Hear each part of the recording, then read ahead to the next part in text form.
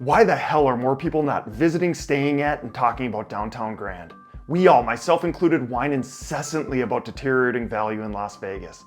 That's why I was so perplexed to see a $5 craps table sit completely empty for hours during the day. And if I'm being honest, the whole place was a bit of a ghost town.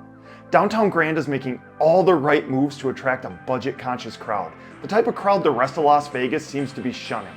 And it's not getting nearly enough love. It's a travesty.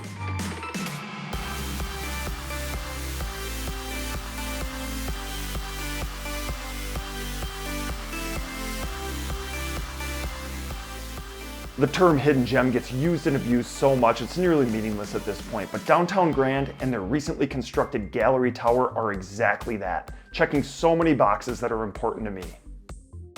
My gallery tower deluxe room set me back a grand total of $122.38 for a one-night stay midweek, and that tends to be what these rooms start at. That's a hair more expensive than Downtown Grand's cheapest rooms in the original towers, which I last experienced in 2019. That room was fine, but the gallery tower is a worthy upgrade. I attempted to check in just after 10 a.m. and was disappointed to learn they charge a $35 early check-in fee before 1 p.m. when it becomes free. But I was excited to learn that the fee is waived for I Prefer Hotel Rewards members, which I am. It's free to sign up and you'll be prompted to do so during the booking process. Do it. It's a nice perk. The gallery tower has its own sizable elevator lobby with easy access just off the casino floor, and the hotel hallways have a fun look thanks to the massive door numbering scheme that made me chuckle, as it instantly reminded me of the font size my dad uses on his iPhone. Rooms in Downtown Grand's gallery tower have a modern vibe for downtown Las Vegas, which is known, on the whole, for having a more dated, less polished room product than what you'd find on the Strip.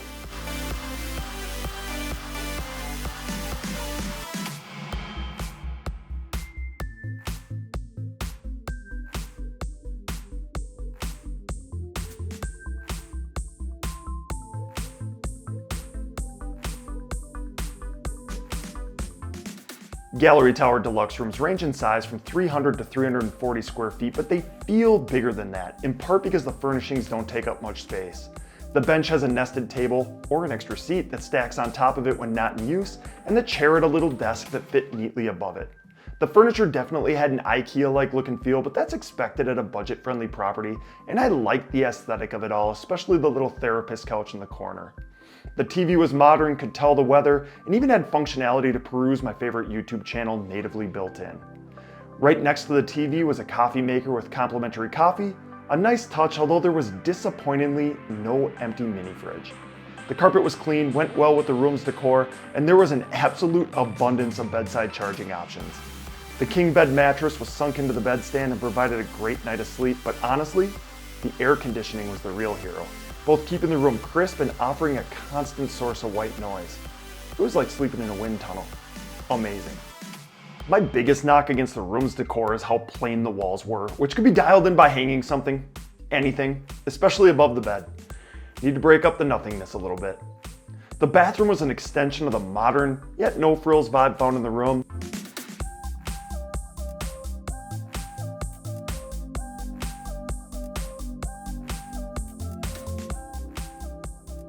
But guys, we need to stop it with the half-glass shower setups.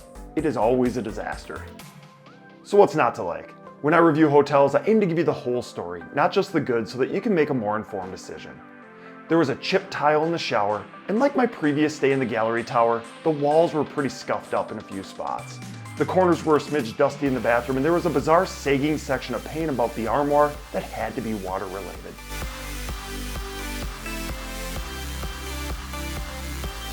Let's shift focus to the broader resort experience, starting with location, which according to the website is 500 feet from the Fremont Street experience. The perfect distance is you're a 2-minute walk away, but far enough that the noise is less prevalent. There are rooms at Downtown Grand that suffer from noise pollution, and I can't speak to every room in the gallery tower, but my stays have been quiet. You're also surrounded by cool spots like the Mob Museum, which educates visitors on organized crime and its impact on society. The exhibits and artifacts on display are fascinating. This is well worth the $35 price of admission, as it'll take a couple hours to get through it if you take the time to absorb everything. There is something new around every corner, and it does not get boring. At all. Whether you hit the museum or not, make time to hit the underground speakeasy. The entrance is a green door on the back corner of the museum building, and the staircase is marked with a wooden barrel. The password can be retrieved on the Underground's Instagram page.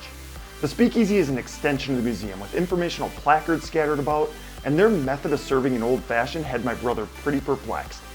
Fremont and their new food court is also a stone's throw away, and it's stocked with appealing, affordable options. A couple meals I had recently include the $5.99 steak burger, fries, and small drink at Steak and Shake. Not the biggest meal, but those are some cheap calories and a $9.99 slice and a drink deal at Fremont Pizza Company, which I thought was solid.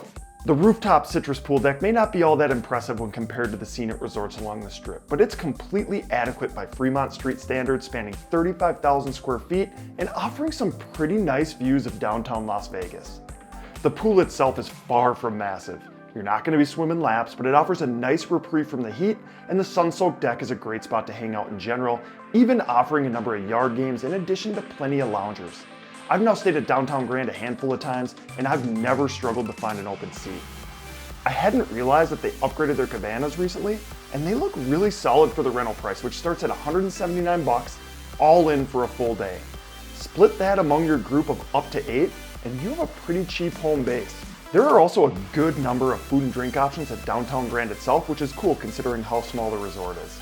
Triple George is a steakhouse across the street from the casino. I've never dined there, but I do frequently swing in for happy hour, which is offered Monday through Friday from 3 to 6 p.m. at the bar exclusively, and includes $5 bottled domestic beer, $6 house wine and well drinks, $7 mules, $8 martinis, and discounted bites. Pizza Rock serves some of, if not the best pizza in Las Vegas, with slices starting at $7.25 for plain cheese, but they have other options available, like my $7.75 slice of pepperoni, which was massive, had a substantial crust, and 25 pepperonis. I counted.